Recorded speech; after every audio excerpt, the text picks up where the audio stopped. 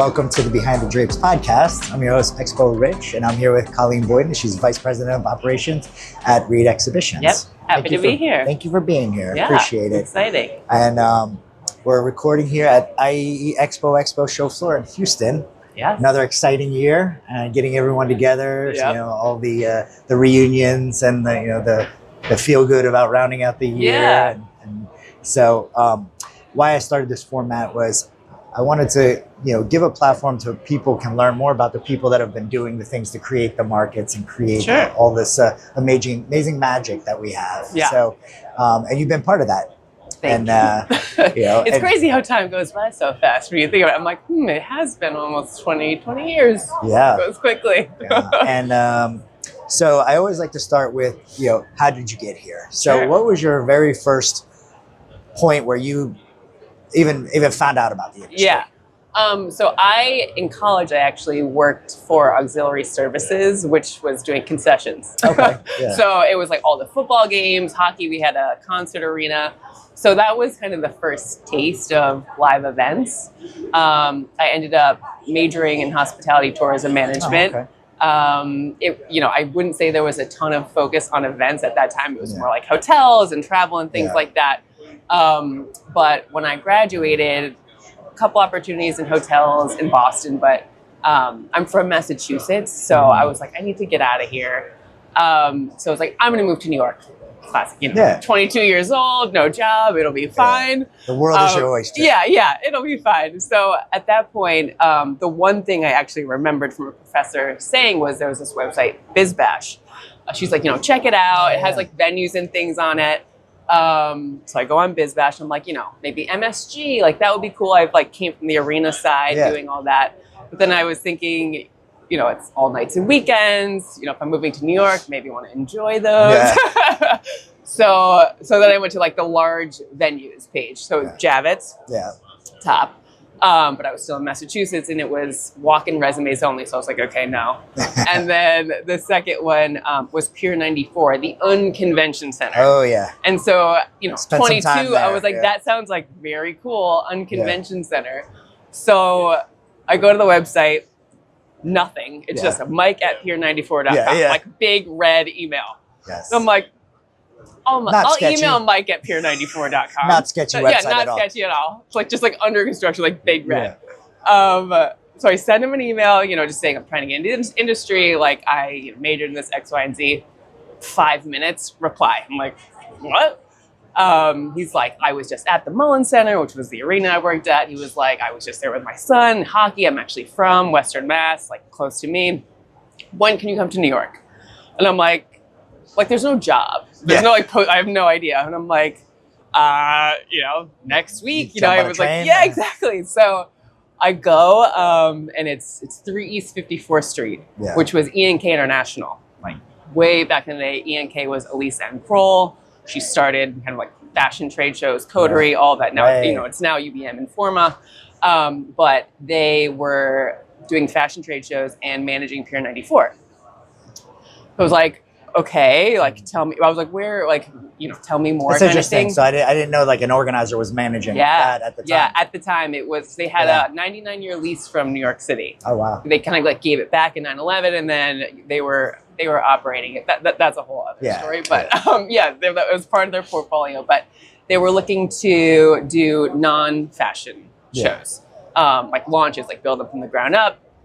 So we're trying to do a food and wine event, an education show, but they hadn't really gotten their grounding. This wasn't an interview though. This was basically just Mike telling me about what they're doing and all of that. I was like, okay, this all sounds is this a sales pitch? Yeah, this all sounds, but this was the classic, if getting to know him, yes, 100%. But anyway, so we're he gives me a tour of the office. There's racks of clothing, because everything at that time, they were, you had to apply to be in the shows. Okay. It was a whole thing. And then he, I'm at the elevator saying goodbye. He's like, so we're going to make you an offer. When can you start?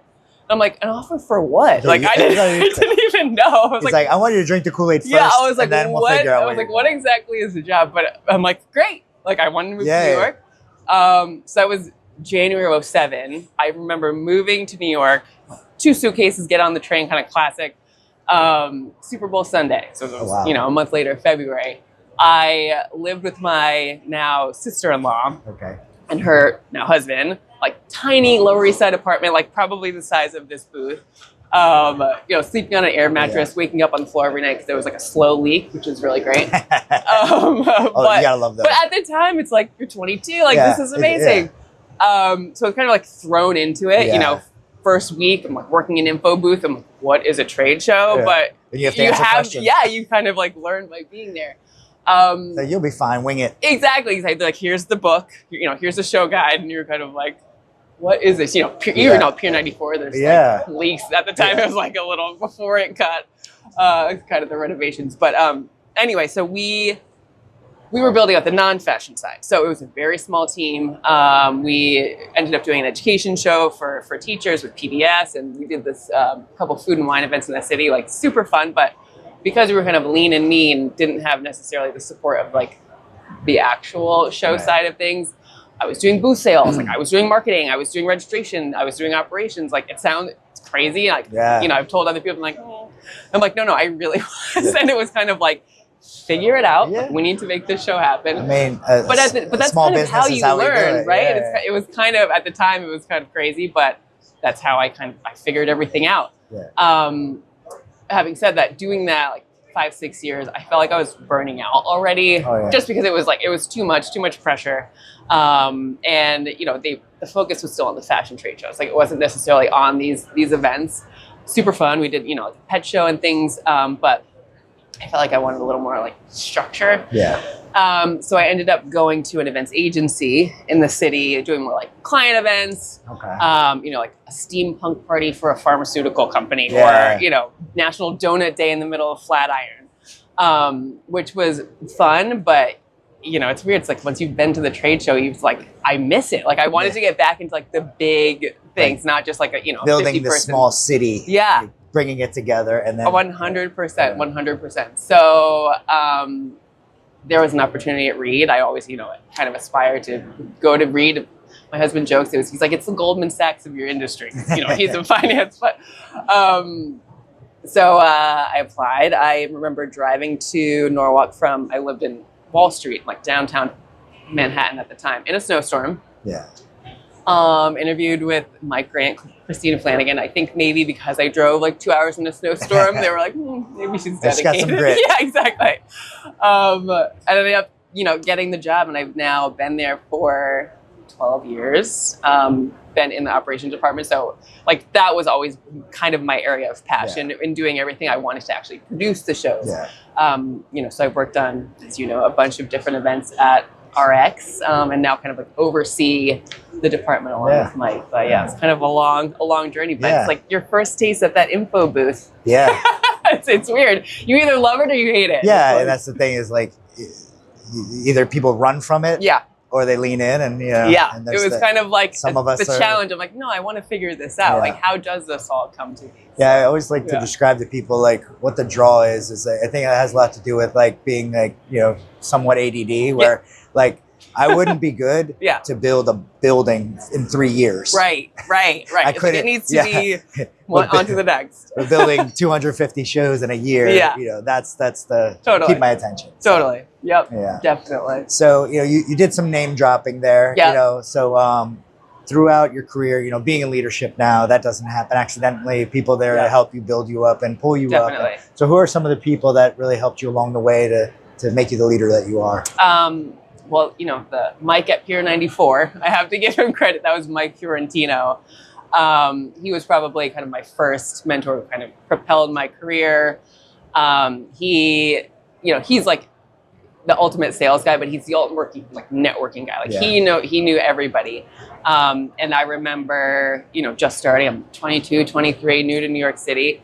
And we were always going to industry events like the IAEs, the MPI, and he's like the chapter president and things like that. So he was so connected, which was like very intimidating. Kind of, you walk into the room and it seems like everyone knows each other, and it's like a lot of like seasoned guys who have been around for 20-something years, and it's like, hey Mike, and I'm just there. But it's funny, like I met so many people 20 years ago, and they've gotten me into like different job opportunities and things like that. So he like totally emphasized the importance of like, you have to build your network. Yeah. I didn't even know I was building it at the time. You know, you're just going to these things, following and them around, seeing you're people. meeting people, you have conversations. 100%. You know, it's like seeing people on the show floor here. Like you said, it's the Yeah. reunion. Yeah. So that I think was like the foundation of, you know, needing to focus on that. Yeah. You know, there've been a lot of people along the way, you know, colleagues and vendors, you know, going to their weddings, seeing, you know, having their kids, you know, or having babies. But obviously now, working at RX, Mike Grant, I mean, he's my boss, our SVP of operations. I mean, you know him. He's amazing. He's like totally a great leader for our department. He always puts our people first. And with me, you know, he kind of has, you know, helped me progress through my career at Reed, starting, you know, a couple levels down, becoming a new mom, and kind of like figuring out really like the definition of work-life balance, like really comes into play. He's so supportive, and he's just been great. And especially with this too. I mean, you can't walk down an aisle with him here. Everybody knows him. But you know, it's a positive thing for him. It's like, and it's just it's really admirable. I feel like, but yeah, there's been, you know, I feel like you're only two as strong as, I'm sure you feel the same way, as the team, you know, that you're working with. And 100%. They might, you know, not necessarily be a mentor, but they make you want to, you know, you do your job the best that you can and support them and be that leader. That's the shift. Yeah. Because that's the shift from going to wanting to be in that position and getting the opportunities. And once you're there, you got that responsibility that you want to go and and help do the everybody same else. thing. Yeah. The theme of Mike's there, but you know, there's been a lot of people on the way. It's a good thing to learn from. Yeah. Good 100%. trait. Yeah. So as we round out the year, get into 2026, you know, what's something for next year with you, with the team, with the company that you're really excited about? So with the company, we have 2 shows launching. BookCon is kind of relaunching in New York City in April. It's already sold out. It was gangbusters off the wall. It's super exciting. We're launching DIY Con in Dallas, kind of for like the, you know, home improvement, you know, but they're both on the consumer side, which is always, it's, you know, they're exciting. It's like real fans, just like why we're building these experiences, like let them immerse themselves, you know, meet all the different people who have the same interest as them. I was just talking to David Audrin earlier, and we got to talking about communities that build around shows, and like how much more powerful it is when you're doing a show that are really like, it's their lifestyle. They don't have to be there. You know, they're choosing to be that kind of thing. It's like having like a strong community of something. It's like, it's a powerful thing. And it's like very satisfying to then put that marketplace together. Yeah, definitely. I mean, we call them our pop shows, but you know, the Comic-Cons and things like that, they are a ton of work, but once you see, you know, you see people like crying, they're so happy to be there, and it's amazing. So that's exciting. What is it, a New Year's resolution maybe, but a personal goal, I think for 26 want to intentionally like unplug a little bit more.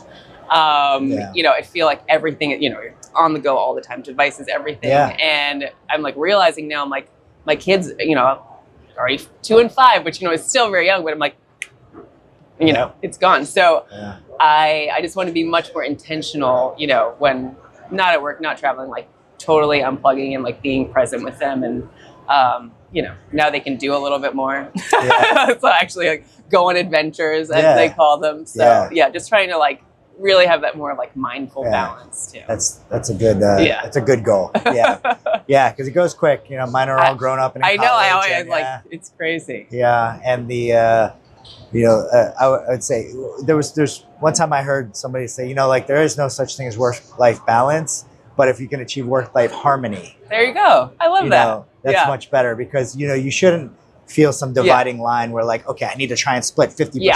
Because it's never going to work, and then you're going to make more stress. Yes.